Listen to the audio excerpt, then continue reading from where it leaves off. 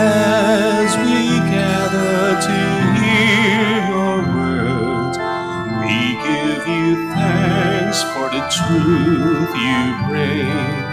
Fill our minds, stir our hearts, move our being, nourish our spirit. Make us one body with the living word of God. Make us one body with the living word of God.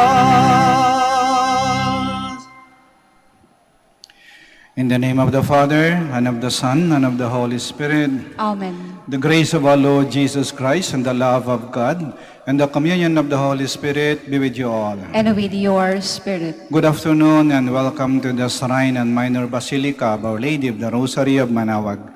As we prepare ourselves to celebrate these sacred mysteries, we call to mind our sins, and we ask God's mercy and forgiveness. In all humility, all together we say, I confess to Almighty God, and to you, my brothers and sisters, that I have greatly sinned in my thoughts and in my words, in what I have done and in what I have failed to do.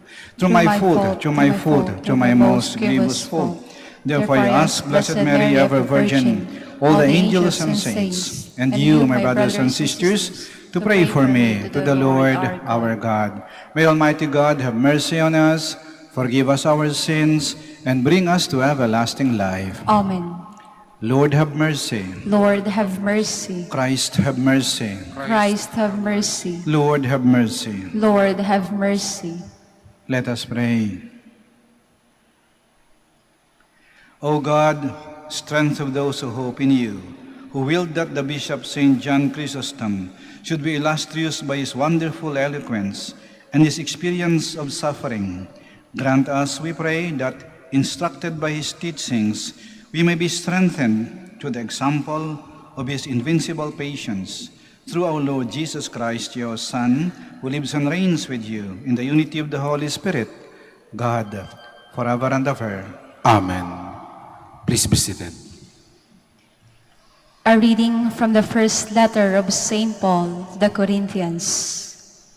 Brothers and sisters, as a body is one, though it has many parts, and all the parts of the body, though many, are one body, so also Christ. For in one Spirit we were all baptized into one body, whether Jews or Greeks, slaves or free persons, and we were all given to drink of one Spirit. Now the body is not a single part, but many. Now you are Christ's body, and individually parts of it. Some people God has designated in the church to be: first, apostles; second, prophets; third, teachers; then mighty deeds; then gifts of healing, assistance, administration, and varieties of tongues. Are all apostles? Are all prophets? Are all teachers? Do all work mighty deeds? Do all have gifts of healing? Do all speak in tongues? Do all interpret? Strive eagerly for the greatest spiritual gifts. The word of the Lord. Thanks be to God. We are His people, the sheep of His flock. We are His people, the sheep of His flock. Sing joyfully to the Lord, all you lands. Serve the Lord with gladness. Come before Him with joyful song. We are His people, the sheep of His flock. Know that the Lord is God. He made us. His we are. His people, the flock He tends. We are His people, the sheep of His flock. Enter His gates with thanksgiving, His courts with praise. Give thanks to Him, bless His name. We are his people, the sheep of his flock. For he is good, the Lord whose kindness endures forever, and his faithfulness to all generations. We are his people, the sheep of his flock. Please stand.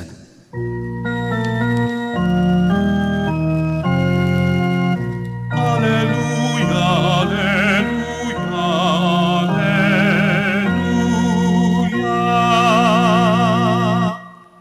A great prophet has arisen in our midst, and God has visited his people.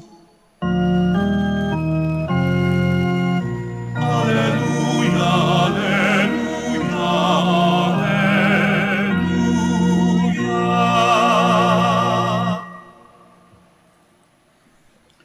The Lord be with you. And with your spirit. A reading from the Holy Gospel according to Luke. Glory to you, O Lord.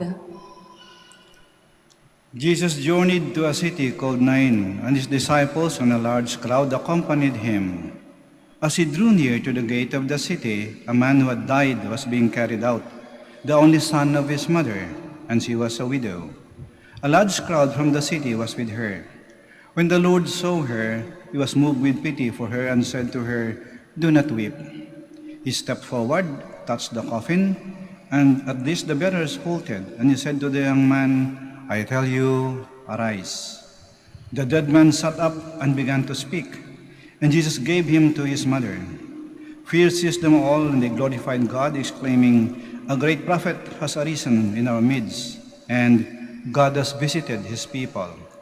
This report about him spread through the whole of Judea and in all the surrounding region. The Gospel of the Lord. Praise to you, Lord Jesus Christ. Please be seated. Makapangyarihan ng Diyos, kaya niyang gawin ang lahat, kaya niyang buhayin ang isang patay.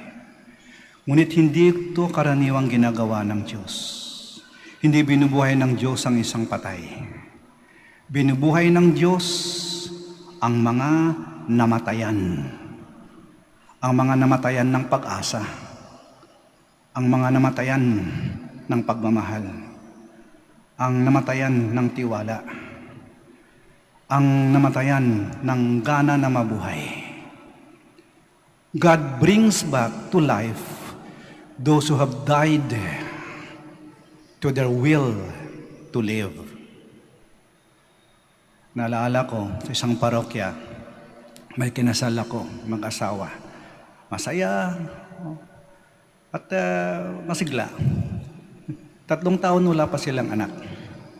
Yung babae gustong-gustong magkaanak. Dasal ng dasal, simba ng simba.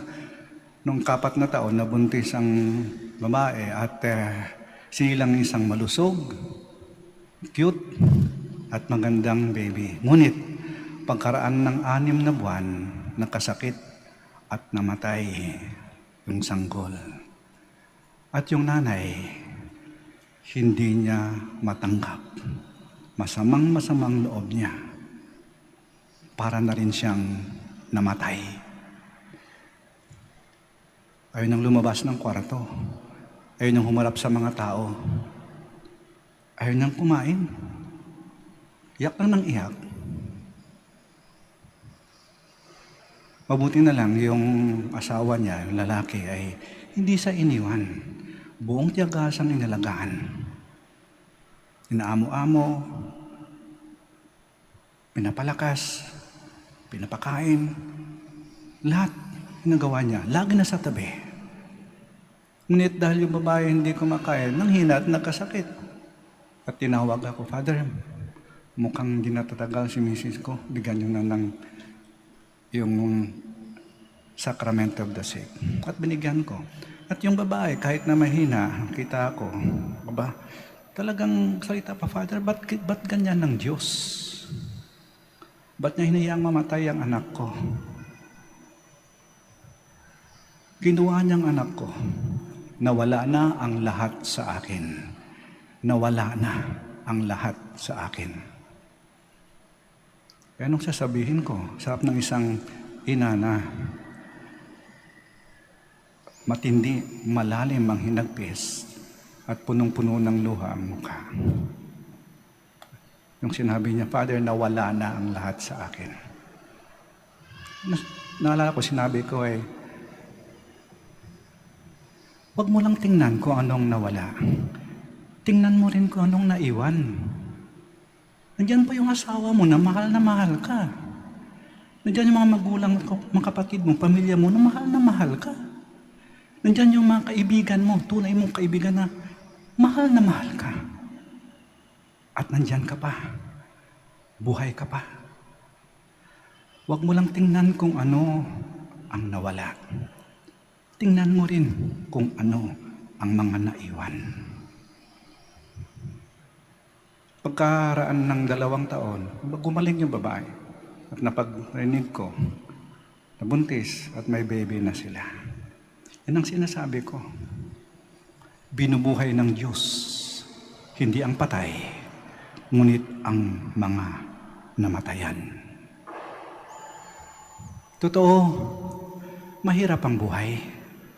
Pero ayaw pa rin nating mamatay. Gusto pa rin nating mabuhay.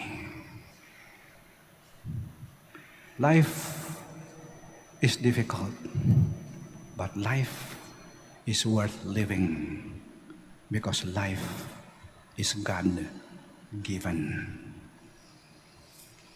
Sitayo po tayo. To show His divine compassion and authority, Jesus performed miracles filled with awe at these wonders. Let us pray to the Father who sent us such a Savior. Our response is, Lord, hear our prayer. Lord, hear our prayer, that God's love and care may be shown to our people through the guidance and help of our church pastors. Let us pray to the Lord. Lord, hear our prayer.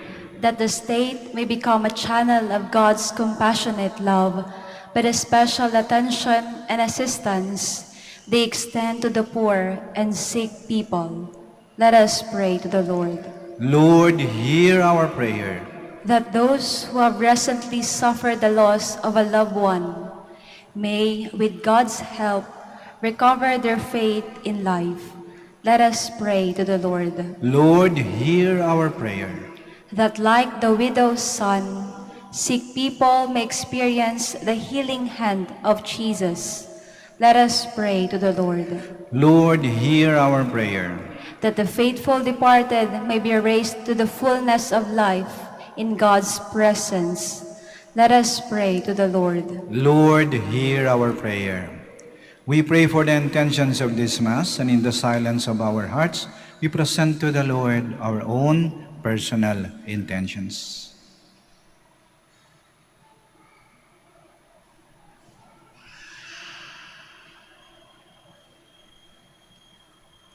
God our Father, guide us in our gestures to touch the brokenhearted and help them experience your Son who has come among us.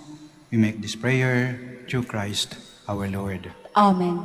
Please be seated.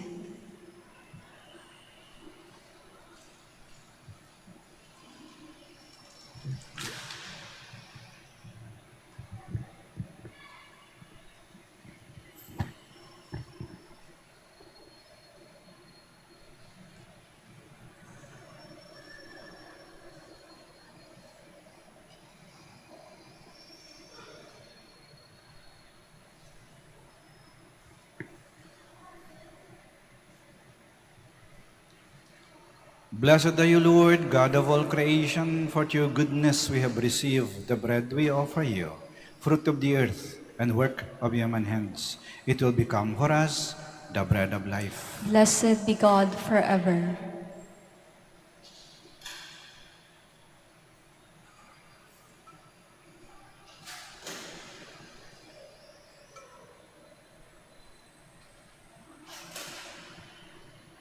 Blessed are you, Lord, God of all creation, for to your goodness we have received the wine we offer you, fruit of the vine and work of human hands. It will become our spiritual drink. Blessed be God forever.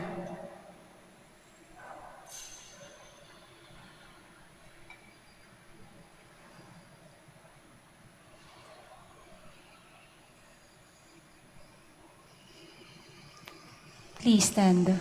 Pray, my dear friends, that our sacrifice may be acceptable to God, the Almighty Father. May the Lord accept the sacrifice at your hands for the praise and glory of his name, for our good and the good of all his holy church.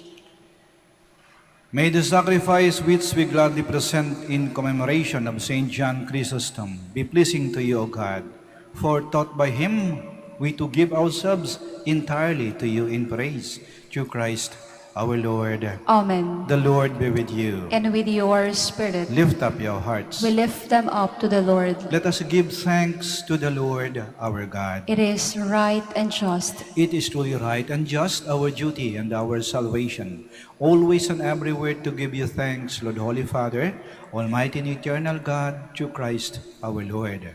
For us on the festival of Saint John Chrysostom, you bid your church rejoice. So too you strengthen her by the example of his holy life. Teach her by his words of preaching, and keep her safe in answer to his prayers. And so with the company of angels and saints, we sing the hymn of your praise, as without end we acclaim.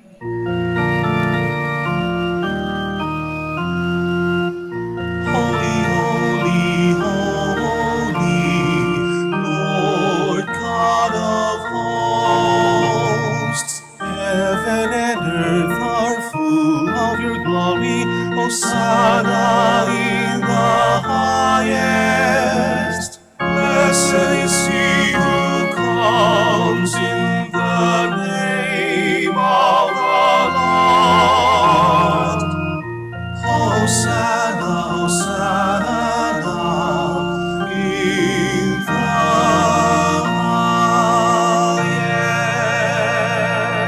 highest. Please kneel. You are indeed holy, O Lord, the fount of all holiness. Make holy, therefore, these gifts, we pray, by sending down your Spirit upon them like the dewfall, so that they may become for us the body and blood of our Lord Jesus Christ. At that time he was betrayed and entered willingly into his passion. He took bread and giving thanks, broke it, and gave it to his disciples, saying, "Take this, all of you, and eat of it, for this is my body, which will be given up for you."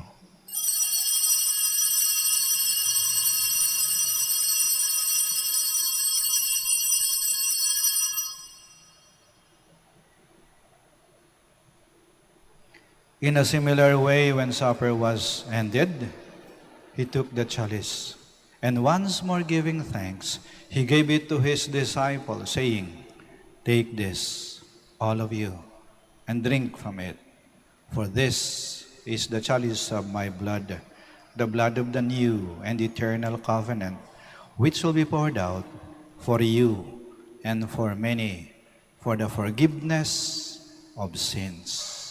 Do this in memory of me."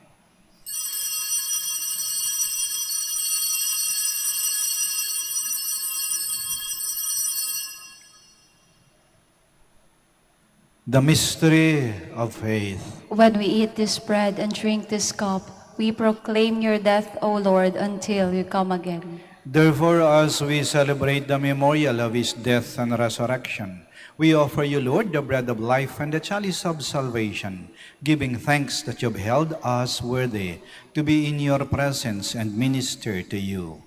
Humbly we pray that partaking of the body and blood of Christ, we may be gathered into one by the Holy Spirit.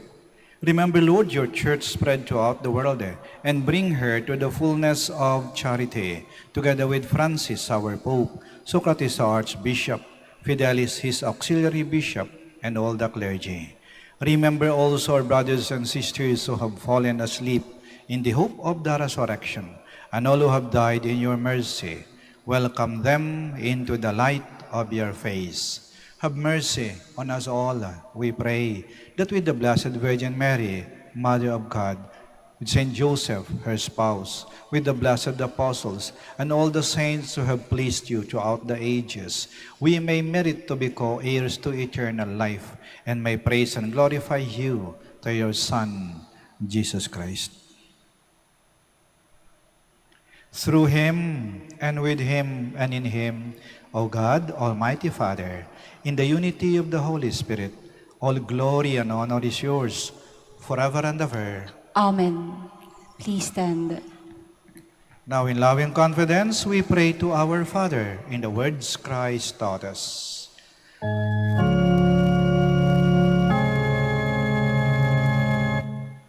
Amin. Wala katawag, nagalanso, ngaran mo, unsabit si kami, anarian mo, uloray linawang jadali. Uno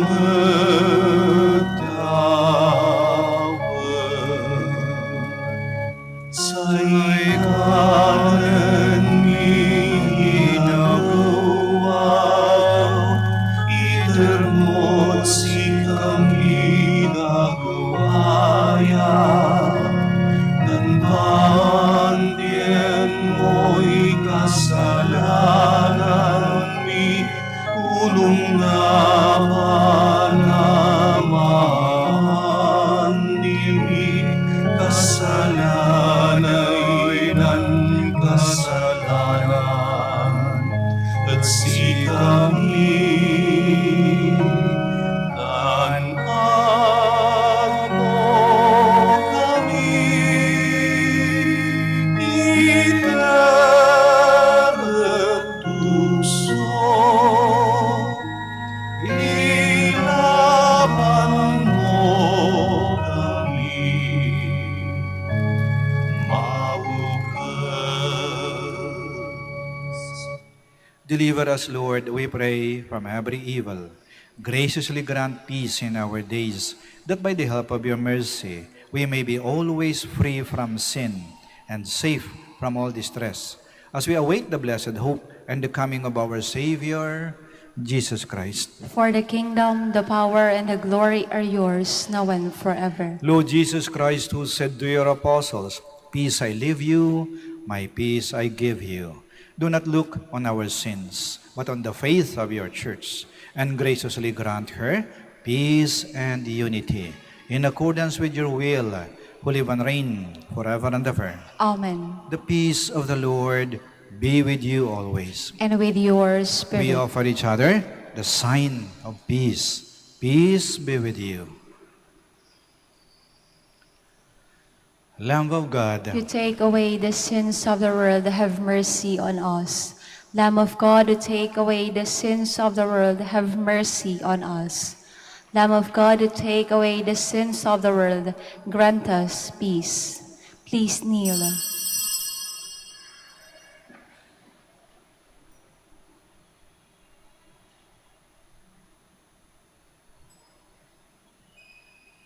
here is Jesus Christ.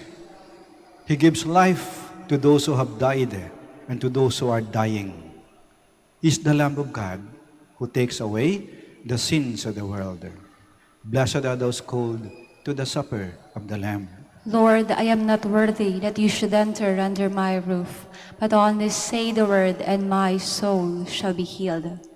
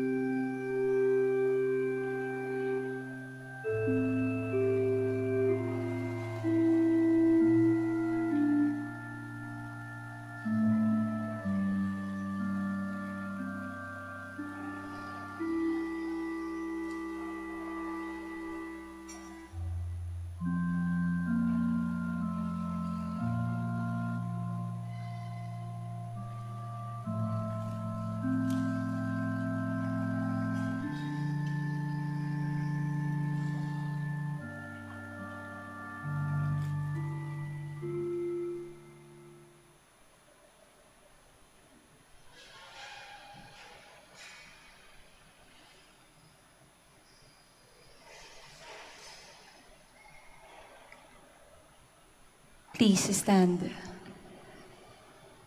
Let us pray.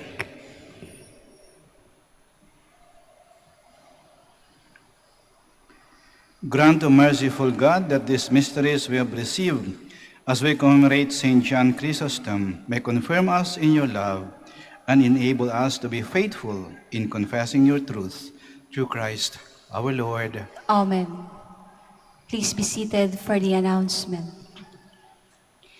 Dear devotees of Our Lady of Manaoag, the October feast of Our Lady of the Rosary of Manaoag will be on October 2, 2022. We invite you to participate in our Novena Masses, which will start from September 23 to October 1, 2022. If you wish to sponsor one or several Masses, you may fill out the form at the counters for Masses area and submit it with your donation, where you will be provided with an acknowledgement receipt. Or you may visit our website www.manaoagminorbasilica.org for the online pamisa. All names of donors and sponsors will appear in the electronic souvenir program. Thank you very much for your continued support. Please stand. Maraming salamat po sa inyong pagdalo at pakikisa sa banal na misa. At patuloy po nating pagnilay-nilayan at isabuhay ang mensahe ng ating ebanghelyo para sa misang ito. Huwag lang nating tingnan kung anong nawala. Tingnan din natin kung ano ang naiwan. At makikita natin, all is not lost. Pag-ingat po kayo lagi at naway lagi po kayong pagpalain ng ating Panginoon at ng ating mahal na ina. Hanggang sa muli po. The Lord be with you. And with your spirit. The Almighty God bless you, the Father, the Son, and the Holy Spirit. Amen. Our celebration of the Mass is ended. Go to love and to serve the Lord. Thanks be to God. Prayer for the blessing of the sick. God, our Almighty Father, by your blessing you give us strength and support in our frailty. Turn with kindness toward our sick brothers and sisters.